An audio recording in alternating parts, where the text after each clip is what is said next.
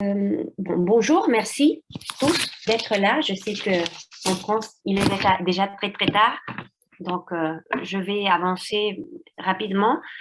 Je veux commencer pour vous raconter que je viens de la sociologie. Avant de me consacrer à l'analyse du discours, j'ai étudié la sociologie et en tant que sociologue, j'étais toujours intéressée à la question des discours sociaux et politiques et aux manières dont se cristallisent et circulent les évidences de sens, les idéologies, les rapports de pouvoir.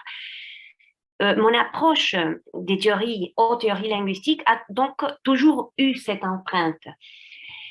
Mais quand je suis arrivée à Ducrot, malgré l'accent qu'il met sur le fait qu'il ne s'occupe que de la langue, qu'il est un structuraliste pur, qui ne s'intéresse pas aux phénomènes extralinguistiques, je me suis rendu compte que son approche argumentative et polyphonique du sens contenait de nombreuses clés pour penser des phénomènes discursifs typiquement politiques, tels que les polémiques ou les évidences de sens ou les nominations. Donc, dans cette optique, je vise à rendre compte de l'utilité de l'approche polyphonique argumentative développée par Ducrot, Anscombre, Carrel, Lescano, pour aborder les phénomènes liés aux luttes discursives pour les significations politiques et en particulier pour aborder le phénomène de la nomination. Donc, l'objectif de cette présentation est d'explorer le fonctionnement dialogique argumentatif de la nomination et de la renomination, en particulier des noms désignant des événements historiques tels que la dernière dictature militaire argentine. Et je le fais d'après une approche particulière de la théorie qu'on développe en Argentine, qui s'appelle l'approche dialogique de l'argumentation et de la polyphonie, l'ADAP. Donc, je veux explorer les points de vue que ces noms historiques évoquent, les chaînes argumentatives et les polémiques dans lesquelles ils s'insèrent. Et pour ce faire, en premier lieu, je me pencherai sur l'approche dialogique de l'argumentation et de la polyphonie, et puis sur les mécanismes de la nomination et de la renomination dans un corpus d'énoncés sur la dernière dictature militaire argentine. Donc, brièvement, pour avancer vite, je veux vous raconter que l'ADAP vise à inscrire dans la sémantique les processus sociaux, historiques et politiques que traverse l'énonciation. Tributaire des théories de la polyphonie, de la sémantique argumentative et du dialogisme bakhtinien, l'ADAP caractérise les discours et les points de vue intrinsèquement argumentatifs que chaque énonciation évoque comme une réponse toujours dialogique à des discours antérieurs ou potentiels. Cette approche maintient ainsi le principe antidescriptiviste, selon lequel le sens de nos mots, expressions ou déclarations n'est pas constitué par les choses, les faits ou les propriétés qu'ils désignent, ni par les pensées ou croyances qu'ils suggèrent, mais par les enchaînements ou les discours argumentatifs auxquels ces mots, expressions ou déclarations font allusion. Mais l'ADAP incorpore à ce modèle les aspects dialogiques du sens, dans le cadre de la description polyphonique argumentative. C'est-à-dire que cette approche considère les aspects liés tant à l'inscription de l'énoncé dans la chaîne discursive que le positionnement subjectif résultant de la réponse ou de l'anticipation qui se configure face aux discours antérieurs ou potentiels. En ce sens, pour l'ADAP, le fonctionnement polyphonique argumentatif du langage est le lieu de l'expression linguistique de relations intersubjectives et la dynamique argumentative intrinsèque à la signification est essentiellement dialogique. À la suite de Ducrot et des théories suivantes, l'ADAP suppose que les différents points de vue qui s'expriment par l'énonciation n'ont pas à être attribués à un même et unique sujet. Elle maintient également la distinction entre le locuteur et lambda, L'approche questionne aussi la conception du locuteur comme une sorte de marionnettiste ou chef d'orchestre qui mettrait en scène différents énonciateurs. Il rejette également le conseil d'énonciateur.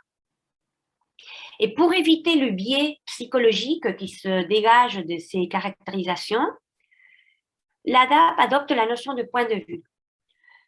En concevant l'énoncé comme un maillon de la chaîne discursive, l'ADAP analyse les différentes positions subjectives qui se manifestent argumentativement dans le discours comme des réponses toujours dialogiques, au-delà de toute intention rhétorique ou stratégique du locuteur. Donc, pour cette approche, toute énonciation se présente comme étant provoquée ou causée par un cadre de discours dialogique. Cette notion de cadre de discours s'inspire d'Anscombe, qui utilise ce concept pour expliquer ces contenus sémantiques qui, montrés et non affirmés, fonctionnent comme une sorte d'arrière-plan qui oriente la compréhension de l'énoncé. C'est le cas, par exemple, des adverbes d'énonciation ou des présuppositions.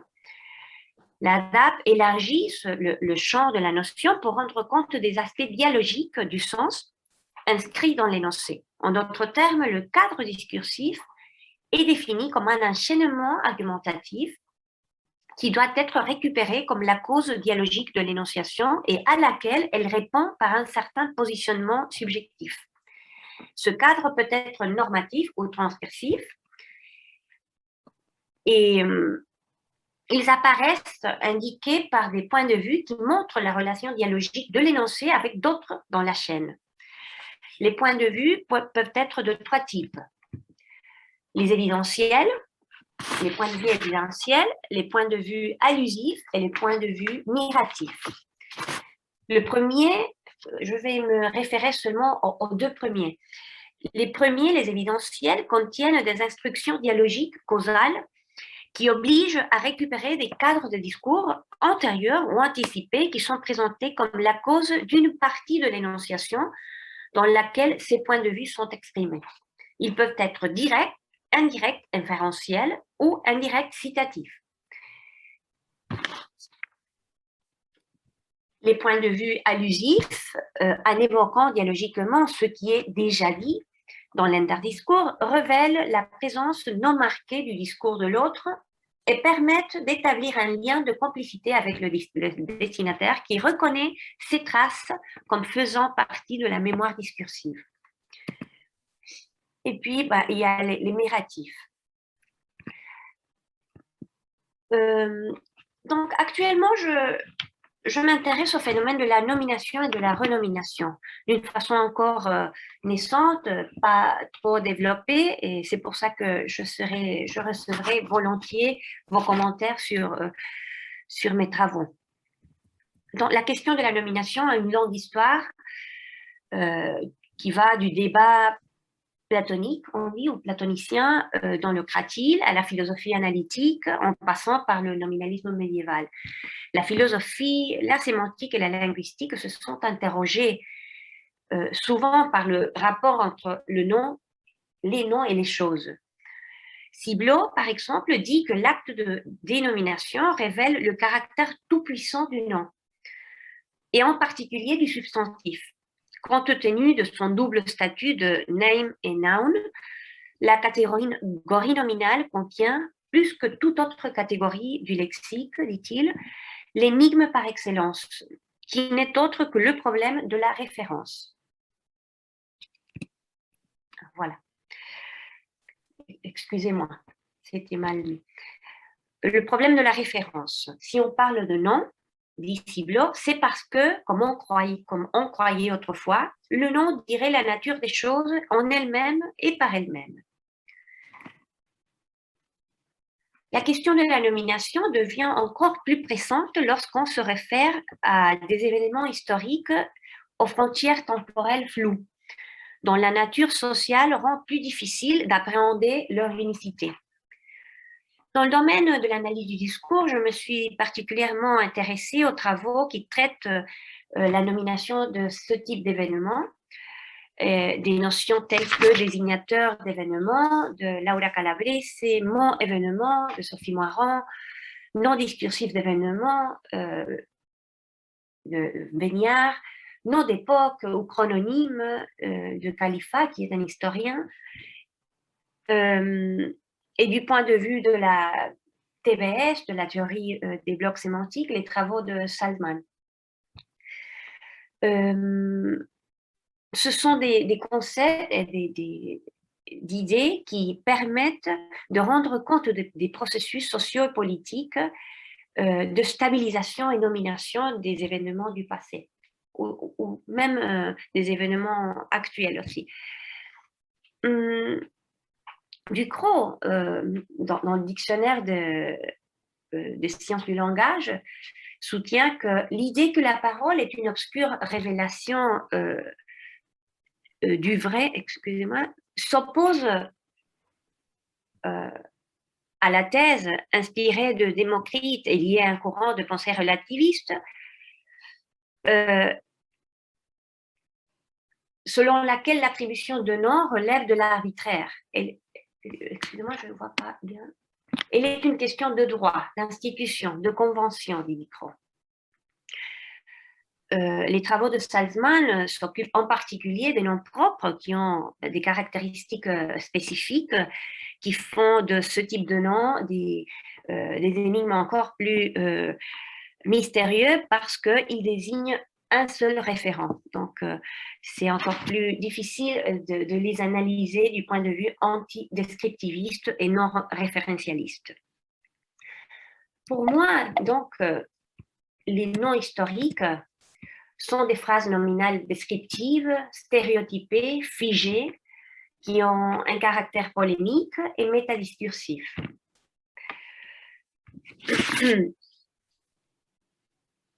Je soutiens ou je crois que la nomination fonctionne sous le régime de l'allusion, suivant la notion de Moiron. Donc, à partir de la notion de cadre de discours comme cause de l'énonciation, je dirais que les noms historiques évoquent plusieurs fois des points de vue allusifs, c'est-à-dire des cadres de discours, soit par répétition, par parallélisme ou par reformulation. Et ils peuvent évoquer aussi des points de vue polémiques. Donc, qu'est-ce qu'on fait quand on nomme un processus ou un événement historique? On réagit, on répond à une sorte de cadre de discours du type « il est connu que quelque chose existe, donc je dois le nommer ». Dans l'acte nominatif, la parole est présentée comme issue de l'évidence, tout d'abord, c'est-à-dire il est connu que quelque chose existe, c'est une présupposition d'existence, on présuppose que la chose existe, donc c'est pour cela qu'il s'agit d'habitude des descriptions définies. Donc, je dois le nommer. Et il y a aussi une idée d'urgence, de quelque chose que s'impose la nomination. Donc, la chose est prise comme évidente, comme connue, comme naturelle ou comme déjà dite, au moins.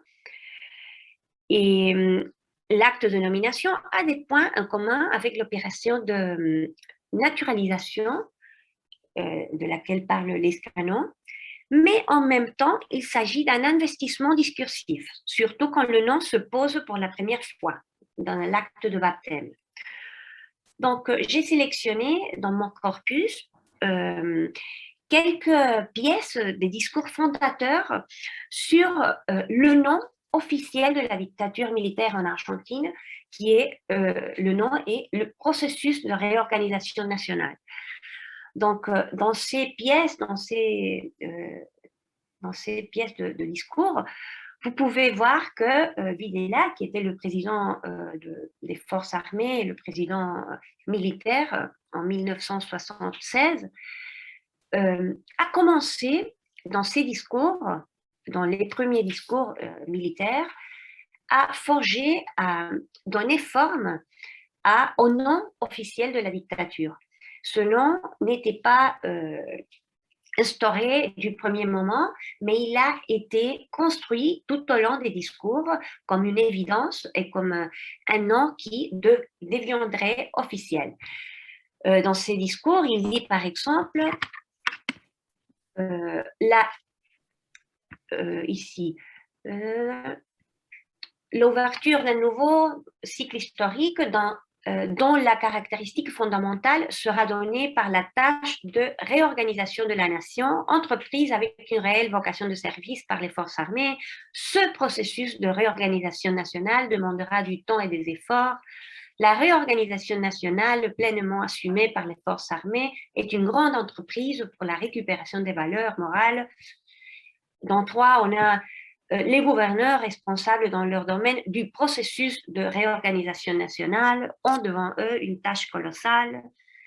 Et puis, il dit, par exemple, excusez-moi,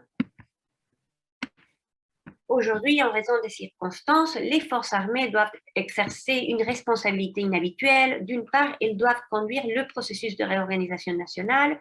De l'autre, elles sont vouées à l'élimination totale de l'ennemi subversif.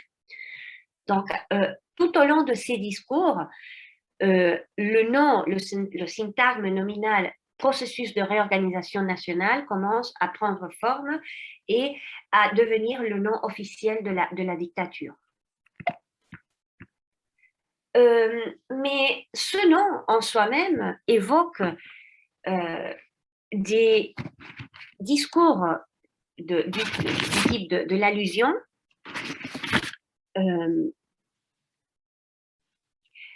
et il active par allusion un domaine de mémoire qui évoque des discours du passé. Pourquoi je dis ça? Parce que dans le passé, dans les années 1880, lors de la formation de l'État national, la génération des années 80 parlait de processus d'organisation nationale. Et la dictature voulait se filier ou s'inscrire dans cette mémoire. Donc, en utilisant le nom processus de réorganisation nationale, la dictature répond aussi à un point de vue allusif du type on l'appelait X, donc je l'appelle X ou X avec une sorte une petite modification, un petit changement, dans ce cas, re. Voilà. Il y a d'autres formes d'évocation de points de vue allusifs. Les points de vue allusifs peuvent apparaître aussi par parallélisme et par altération d'un élément de la formule. Donc, quand on utilise actuellement dans le présent la formule ou le nom processus de réorganisation nationale, on répond habituellement à un discours du type on l'appelait X, pourtant, c'est-à-dire c'est un discours en pourtant, je l'appelle d'une façon légèrement changée. Par exemple, quand le ministre de l'Éducation, en février de cette année, a dit « Nous nous sommes mis d'accord sur un processus de réorganisation pédagogique », immédiatement, il y a eu beaucoup de réactions à propos de l'utilisation de ce terme. Par exemple, sur Twitter, un journaliste très reconnu a dit « A-t-il vraiment utilisé ce terme, processus de réorganisation ?» Ou quand le Premier ministre, en 2016, a dit que pour renforcer l'État, un processus d'organisation est nécessaire, tous les journaux ont dit que cette expression a été traduite sur les réseaux sociaux par processus de réorganisation nationale, le nom sous lequel la dernière dictature a été présentée dans la société. Donc, je suis ici dans l'exemple 7. Donc, vous voyez que du moment où on utilise ce terme, ce nom, on évoque des discours qui, par parallélisme et altération, c'est-à-dire ce sont des points de vue allusifs. finalement, j'ai le temps de continuer. Je ne sais pas comment. Alors, vous êtes à 22, c'est-à-dire qu'il nous reste en théorie 8 minutes avec les questions. Donc, normalement, vous êtes assez près de la fin. D'accord? Voilà, deux choses seulement. Il y a aussi beaucoup d'usages qui sont du type métadiscursif. Euh, donc, les, les utilisations, les usages métadiscursifs mettent en scène et évoquent des points de vue du distancement, c'est-à-dire des énonciations qui fonctionnent comme une réponse ou des réponses à un cadre du type on l'appelle d'une certaine manière, pourtant je prends distance, ou je ne suis pas d'accord avec ce terme. Et c'est le cas, par exemple, des boucles métadiscursives ou des marques d'hétérogénéité. Par exemple, quand son nom l'indique, le processus de réorganisation nationale a cherché à repenser, ou le processus, entre guillemets, de réorganisation nationale tel que les militaires ont défini. Et cela arrive parce que aujourd'hui, on n'ose pas utiliser ce terme qui a été le terme avec lequel la dictature s'est baptisée elle-même. Donc finalement, je vais dire un mot sur le processus polémique de renomination, qui est un type de réfutation, la réfutation renominative, ce que j'appelle la réfutation renominative, qui est un discours qui réagit ou qui apparaît comme une réponse à un cadre de discours de ce type. On l'appelle X, pourtant il faut l'appeler Y. Donc, je le renomme. Donc, l'acte de renomination est une réponse, un positionnement qui s'impose aussi, tel que la nomination, mais qui s'impose d'une manière polémique et qui construit une scène réfutative tout en répondant à un discours antérieur. L'exemple que j'ai ici, c'est une pièce de discours de Cristina Kirchner, la présidente argentine, qui a dit, lors de l'anniversaire de la déclaration de l'indépendance en Argentine, tout en parlant des coups militaires, il a dit « Il est temps de commencer à appeler les choses par leur nom ». Lorsqu'on parlera de coup d'État militaire et de notre histoire en tant que pays, je ne savais pas comment le traduire, mais c'est un impératif, non? Ne parlons plus de coup d'État militaire, parlons de coup d'État civique militaire. Donc là, elle change le nom de la période historique. Habituellement, on a tendance à dire dictature militaire, qui est le nom le plus neutre, et elle propose ici de changer ce nom par un autre nom qui est celui de dictature ou coup d'État civique-militaire, en ajoutant l'adjectif civique. Et c'est un processus que j'appelle de renomination. Donc, je vais finir ici.